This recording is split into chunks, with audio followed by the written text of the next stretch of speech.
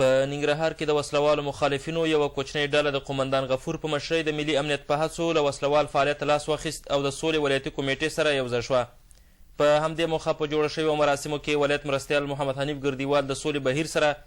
د یادو وسلوالو مخالفینو پر یوځای کېدو خوښي ښکاره کړه او پر نورو وسلوالو مخالفینو یې غږ وکړ چې له جنګه لاس واخلي او د دغې وسلوالې ډلې په څیر خپلې وسلې کېږدي او د سولې پروسې سره یوځای شي.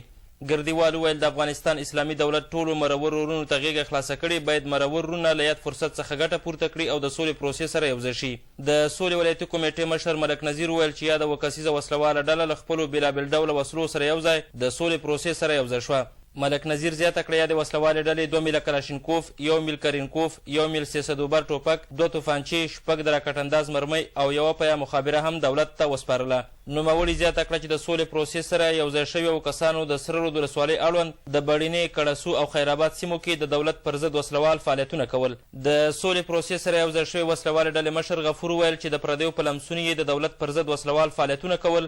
چې پر وینا یې د حقیقت په درک کولو سره یې له وسلوال فعالیت څخه لاس واخیست او د سولې له پروسې سره یوځای شول. د یادونې ده چې تر دې مهاله په ننګرهار کې د سولې له پروسې سره شاوخوا 309 تنه یوځای شوي دي.